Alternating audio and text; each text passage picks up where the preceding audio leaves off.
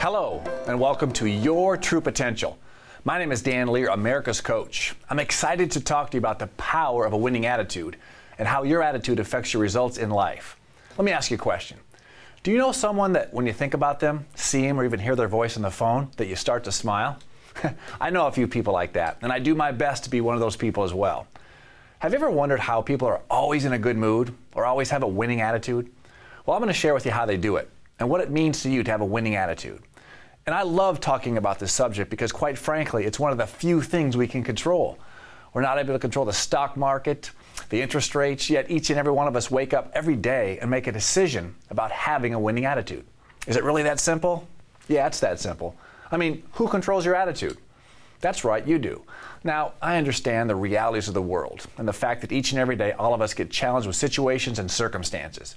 Yet for now, let's just keep it simple and talk about having a winning attitude, because it's really a mindset. It's a decision. You know, it's interesting how some people just don't understand the power of a winning attitude. I remember I was doing a keynote presentation for a sales team of a large company. Before the event, I was walking around up near the stage, and I walked up to a gentleman sitting in the first row, and I said, "Hey, good morning, how's it going?" His reply was, "Can't complain, man, no one listens anyway." And I said, "Great, keep up the good work," and I moved to the other side of the stage real quick. Well, I walked up to another guy and I said, "Hey, good morning, how you doing?" His reply was, "Same old blank, different day." I was like, wow, all right. And these guys wonder why things aren't going their way? Why people aren't attracted to buy their product? Who'd want to buy a product with someone like an attitude like that? Now, currently there's such a buzz about the law of attraction, and it's absolutely true. The law of attraction states that you attract into your life others who are most like you. It's funny, I was sharing this concept with a group of people, and the guy says to me, he says, "Geez, man, all my friends are jerks." Well, you got to start somewhere. It's really simple, though. If you want to be respected, then you need to be respectful. If you want to have love in your life, then we need to be loving. If you want to be surrounded by positive people, then you need to have a positive attitude. Now, I like to measure my attitude on a 0 to 10 scale, just for a reference point. 10 is on fire and unstoppable, and 0 is a medical comatose. And I think we'd all agree that if you are closer to the top of the scale, you're more productive, get things done, and enjoy life. And I'll give you an analogy. A few years back, Michael Jordan was considered the best basketball player on the planet. And my background is basketball as well. I earned a Division I scholarship and transferred to a different school, and we won 2 straight national championships. So just for fun, let's say back in the day I was going to play Michael Jordan in a game of one-on-one, just me and Mike, back when we both were in our prime. Now, here's my question. On a 0 to 10 scale in regards to playing well, where would I need to be in order to have a chance to compete against Michael Jordan? Obviously a 10. The fact is, though, I'd have to perform my very best, my level 10 to have a chance to compete with Michael Jordan. And it's the same in regards to our attitude. When people talk about going out and making things happen in their life, whether it's making more money or starting a new business or just being a better person, you must, and I say must, have a winning attitude. At this point in my life, I've really conditioned myself to always have a winning attitude. But let's talk a little bit about you and your attitude. One of the things that people consistently ask me is they say, "Hey, Dan, how do you stay so up? Are you always that way?" I find this question kind of funny because doing what I do for a living, it would only make sense that I have a great attitude. Come on, right? I do have a winning attitude, yet I feel like I'm a balanced guy and I keep it all in perspective. For instance, if you saw me walking through Target with my kids, you won't see this. "All right, let's go, let's do some shopping." That's ridiculous.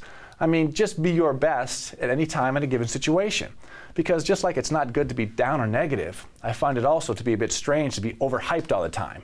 You know what I mean? When you meet someone, you say, "Hey, how you doing?" They're like, "Oh, I'm great, things are great, the world's great, I feel great, I don't know why, I'm great." I find that a bit annoying, to be honest. Just be your best. Be the best you can be, not some up-and-coming motivational superstar. Now it's time for a break. And coming up next, we all have issues, big and small. How to best deal with them so they don't interfere with you and your relationships at work.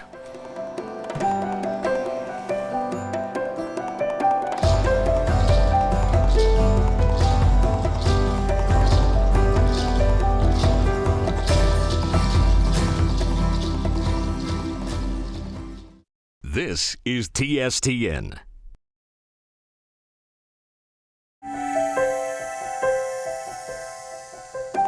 I'd like to talk to you about what I call branding you in regards to your attitude at home or at work. I only have one goal for my clients, and that is to help them be the best they can be. So I'd like to give you some coaching about how we deal with issues in the workplace. And what I mean by that is if I were to meet you in a coffee shop or have a smoothie with you and we talked about your life, I know from experience that everybody has issues in their life. I mean, no doubt about it. Some people have big issues, some people have small issues, some people have imaginary issues. Nonetheless, we all have issues. So here's some coaching for you today with the intent to allow you to be your best in the workplace. And this coaching is from the heart with sincerity and empathy. And my coaching is that in the workplace, no one cares about your issues. And again, I mean that with sincerity. Here's what I mean. Imagine just for fun, if I was being introduced as a keynote speaker at a corporate event, and I'm being introduced and the guy's saying, hey, this guy's amazing. He's done 3,000 presentations around the world. He's been covered by the Inside Edition, Today's Show, and he's here to share with us on how to take it to the next level. Let's hear it from Mr. Dan Lier. The crowd's going crazy, and I come out and I give you one of these. Hi, everyone.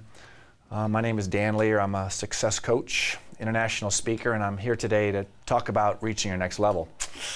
I'm usually a bit better than this, but my wife and I are having some issues right now, and you know how relationships are, go through peaks and valleys. Well, we're in one of those valleys right now, and well, not only that, my son's being held back in school, and my daughter's dating Eminem. So anyway, I'm kind of a second half player, so if you stick with me over the next couple hours, I'm really going to get it going. Now, that skit is officially over. I mean, can you imagine if that really happened? If you're in the audience, what would you be saying to yourself? I mean, get that guy out of here. Come on, I got my own problems. Whatever you paid him, get your money back. Because you may have liked me as a person. He seems like a nice guy and all that, but quite frankly, you don't want to hear about my problems. So it goes the same in the business world. It's just not appropriate to share your issues with your coworkers. So find a close friend that you trust, preferably not at work, and share. Yet don't share your stuff with your coworkers, because here's what happens. People get what's called an association about you. They get conditioned to you. And here's what I mean by that. Remember years ago when you learned about Pavlov's dogs? He was a psychologist who had the dogs and put them in a cage, and then he went back to feed them and he rang the bell. He did this over and over, and he brought the dogs food. Dogs salivated, rang the bell. After a few times, he simply rang the bell, and the dogs started to salivate. They were conditioned that when the bell rang, the food was coming. The dogs had an association to the bell. Now, it's the same thing for you and I. We are conditioning people every day based on our attitudes. They create an association based on how we show up time and time again. For instance, if I were to come into your office or meet you for a cup of coffee next week or even the next month over and over again, and every time you see me, I have a level 10 attitude, giving you positive, sincere feedback, helping you get to the next level, pretty soon you're saying to yourself, hey, I like that Dan guy. I like him. He's positive. He always makes me feel good. So what happens is you get conditioned to how I treated you, and you have an association about you feeling good when you see me. So what happens over time is pretty soon, all you have to do is see my business card, hear my voice message, or even see my car drive up, and bang, you literally start to feel good. It's conditioned into your body. Now, the reason I share that with you is I guarantee right now that there's someone in your life, maybe someone you work with, someone you care about, and sometimes even someone you live with, that every time you see that person or even hear their voice, you instantly start to feel tired and depressed. So here's a hint for you. When you walk in the office and people won't make eye contact with you, or you see them scurrying for their office, that's a good hint you've created an association that's not positive. Have you ever been out to lunch with someone and they've complained about their life for the entire lunch? The meal's over and you feel like taking a nap? I know I have. I can tell you one thing, that my calendar just doesn't seem to open up for lunch with people with a negative attitude. How many people have you met that when you meet them, you just feel like you want to go with someone else because you're tired every time you walk away from them? The same with me. My calendar's just booked up whenever I find someone that's not positive. Well, I'm about out of time, and when we come back, I'm going to share with you how your attitude can affect your relationships at home and how they have an impact on your relationship, whether it grows or whether it fizzles.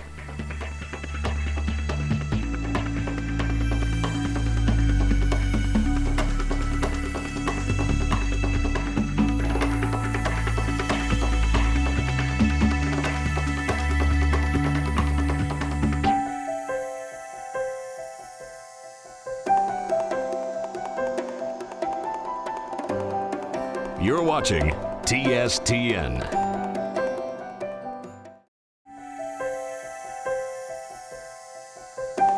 Hi, thanks for coming back to Your True Potential. In regards to associations, I think about this kind of stuff all the time. For instance, when I come home at night, if Tammy's in the kitchen when I drive up, she can hear the garage door opening. So I think about the law of association in relationship to her.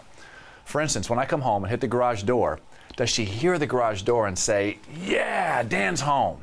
Well, that's what I'm shooting for anyway. Or does she hear the garage door and say, "Oh man, Dan's home"? Because see, it's something she doesn't have to think about. She doesn't hear the garage door and consciously say to herself, how do I feel about Dan tonight? No, it's conditioned inside of her body. It's a conditioned response based on how I've been treating her over the past few days, weeks, or even months. So seriously though, can you change someone's association of you? Absolutely, you sure can, but it takes time and consistency. So again, it's okay to share your issues with a close friend, yet make a decision not to unload on people or show your frustrations in the office because people make an association about you. So now that we understand how the association of our attitude influences other people's behavior, I'd like to share with you a simple rule that will make you more money, make you more friends, and put a smile on people's faces every single day. That sounds pretty good, doesn't it? And here's the good news. It doesn't cost anything. I've been doing this for years. I teach it at my events, I teach it to my clients, and those who choose to use it have experienced the same results. So first of all, let's get real here and set the record straight. When someone greets you in public with, "Hey, how are you?" or "How you doing?" we all know they're not really asking, right? They're not really asking, nor do they really care, "How are you doing?" It's just a polite greeting. It's an accepted manner of greeting others in our culture. We know this logically, I'm just pointing out the obvious. Because the fact is, if you told perfect strangers or even people you know how you really felt or what's going on in your life, no one would look you in the eye anymore. That makes sense, right? So here's the strategy I've used for years. It's fun and it works. Come up with a couple key greetings that you like that are upbeat and positive. For instance, when someone says, "How are you doing?" I have a couple responses. One of my favorites is, "I'm on fire." If I'm on the telephone, I always get a laugh, even if they don't even know me. My other favorite is "unbelievable" or "amazing." People say, "Hey Dan, how you doing?" "Unbelievable," and I say it with confidence. Now here's what's funny, and trust me on this, I'm not exaggerating in the slightest bit. At least once a week, I'll walk in somewhere and someone will say, "Hey, how you doing?" And I respond with "unbelievable." And they look at me and they say, "Really? I've never met anybody like that." And I respond with, "Well, here I am, and how do you like me so far?" It's classic. And I'm really being truthful because the fact is, I could be unbelievably good or unbelievably bad. I'm just unbelievable. So it works for me. Remember, people don't want to hear about our issues anyway. So pick a few greetings that make you smile. Here's a few choices for you. I'm on fire. Unbelievable. Amazing. Incredible. Outstanding. Better than ever. And of course, you've heard the old favorite, "If I was any better, I'd be twins." All those are great. Just make it a habit to go out and greet people with something positive. You'll notice the smiles immediately. Now, let's talk about levels of gradients. And what I mean by that is how unbelievable you are. For example, if you respond with something way over the top like, "I'm unbelievable," well, honestly, that's a bit annoying. I'd stay away from that person because they're not real. Yet a response like, "I'm unbelievable," it can be funny and a bit intriguing. So again, just be yourself. Be unique and positive in your own way. For me, I've been greeting people with "unbelievable," "amazing," and "on fire" for so long. I really believe it. I believe when you hear something enough, you just become that. So I've literally conditioned myself to be on fire, unbelievable, and amazing. So here's what happens. People get conditioned to you. When I walk into the airport and see the same security people, they start to smile. When I walk to the convenience store, they smile. Because see, everybody wants to be around people that make them feel good. There's one for you, no extra charge. People like to be around people that make them feel good. That makes sense, right? Why would you want to hang around someone who makes you feel bad? So when you get in the habit of being upbeat and positive all the time, you experience a different world. We all could choose to have poor attitude on occasion. Things do happen. Someone cuts you off on the freeway, someone misses an appointment, your friend doesn't follow through like they said they would, all of which are valid. I want to introduce to you the law of contrast in regards to measuring our attitude. And contrast is nothing new. I just keep it in my conscious mind in regards to my attitude. When things don't go my way, I think about Brian Anderson, Sergeant Brian Anderson to be more clear. You see, Sergeant Brian Anderson is 25 years old, from Rolling Meadows, Illinois. Young man, former gymnast serving our country in Iraq. He used to compete in the parallel bars, the floor exercise, the rings, the vault, and the pommel horse. And for those of you who aren't familiar with gymnastics, this guy was no joke. If you've ever seen those guys in the Olympics, they're incredible athletes doing things that take tremendous skill and discipline. While serving in Iraq, he was hit on October 23rd, and he celebrates that day like a birthday, except with no presents. Brian said it's a celebration of the worst day of his life. It's only a celebration because he's still alive. You see, Brian is now a triple amputee. He said he and his crew were just going about their business, laughing, and all of a sudden, boom, his front tires had rolled over an infrared laser, and the bomb exploded. They had built it into the cement and painted it to look like the curb on the sidewalk. Brian said the concussion of the blast was so intense that it collapsed his right lung, so it was really, really hard to breathe. You know, when you think about a story like that, it makes our problems not seem so bad. Well, it's about time for a break. When we come back, we're going to learn more about Brian and how I use his story to keep my attitude in check.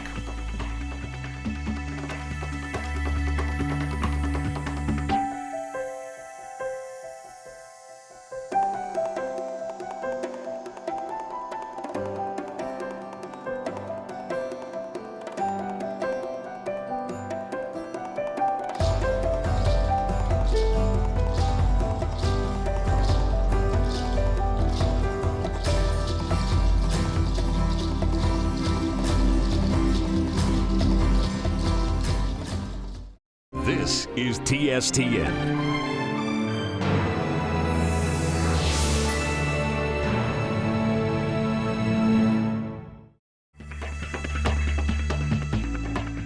Welcome back to TSTN.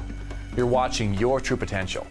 Before the break, I was telling you about Brian, a sergeant in the U.S. Army who is now a triple amputee. He said after his vehicle exploded, the first thing he saw was his finger was gone. And then he turned his hand over and it looked a bit like ground beef. He could see the bone. While looking at this, he went to wipe his face with his left hand and there was nothing there. After that, he looked down at his legs, and right when he saw what happened, his friend grabbed his forehead and pushed it down, hoping that he hadn't seen. But he did. He knew they were gone. His hand was on the passenger seat and his legs were on the floorboard. And it was so hot that when he lost his legs and hand, there wasn't much bleeding. But by the time he got to Walter Reed, which was the hospital, it took 120 units of blood, and you only have 10 in your body. It was quite an ordeal. When they pulled him out, he made eye contact with some of the guys, and they were really freaked out. They thought he was going to die. He just kept telling himself to keep breathing. Brian has been through rehab and lives an incredible life at what he calls 75%. He said, I've heard some people are intimidated by me because I'm a triple amputee with a great attitude. They shouldn't feel that way. Everybody has their own problems. You could be a single amputee but have something else wrong with you. I'm missing my legs and my hand, but other than that, I'm perfect. I'm going to repeat that. Brian said, I'm missing my legs and my hand, but other than that, I'm perfect. Brian talks about the kids at Walter Reed who have had 40 or 50 surgeries. He calls himself lucky. He said, I feel fortunate. I may have lost 3 limbs, but I'm not paralyzed. I can get up and walk. I have both of my eyes. My dark time was short, only about 2 weeks. Others are low and depressed for months, even life, but I was lucky. So for me, when my day doesn't go as planned, I missed a green light or my flight was delayed, I think about Sergeant Brian Anderson and I thank him for fighting for my freedom and my family's freedom. You see, it's all about perspective. We all have issues and challenges that come up every single day. And I realize that, and just so we're clear, I'm not making light of personal challenges or situations that you might be going through, yet think about the contrast scale in regards to attitude. Brian Anderson is a person who I think about. Yet there are champions just like him who have overcome major setbacks in living life to its fullest that you may know personally. How I use the law of contrast in regards to attitude is simple. When I have something occur and something doesn't go my way, my flight's canceled or one of life's everyday occurrences, I simply compare my situation with Brian Anderson. And the reason Brian resonates with me is in spite of his situation, being a former athlete and in the prime of his life at 25, he lost both legs and an arm, and he still says his life is almost perfect. To me, that's inspiring. So remember, when things don't go the way you want, that's okay. That's life, and it's okay to get a little frustrated. We're all human. Yet to let situations affect your attitude and the quality of your life, it's just not necessary. So here are my 3 rules for attitude. Number 1, attitude is a choice. I mean, it's a choice. We all know that things and events happen to us every single day. It's how we respond that guides our destiny. So it's up to us to understand that when things occur in our lives, it's part of life. So for that, we should be thankful. The most productive people understand this dynamic and have found the mental tools to help them manage their psychology. I truly believe that our psychology is 90% of our success in business and in life. So make a decision to have a winning attitude and give yourself the best chance to succeed. Number 2, attitude affects our advancement. In business or in life, your attitude will affect your advancement. In the business world, when people with the best attitudes, they typically get more opportunities. I mean, why would someone in a company promote someone with a negative attitude? Generally speaking, it's not going to happen. If there are two people that have shown to produce equal results, the person with the best attitude will most always have the opportunity. So if you're looking to climb the career ladder or the advancement ladder in your company, you must understand that your attitude will have an effect on your results. Number 3, attitude affects our quality of life. I've seen it with my own eyes, and I've been told by numerous people that have adopted my philosophy. When you greet the world with a positive attitude, you experience a richer life. I hope you'd enjoy this information on association because I feel you can use it every single day. So starting today, think about when you go out into the world and you pop out of your car, greet the world with a smile. People are making association about you every single day. Brighten up the convenience store clerk's day. How about the person at the bank? Smile and give a big hello. Great job today. That's all the time we have for now. I hope you enjoyed your true potential. My name is Dan Lier, America's Coach, and you can make it happen.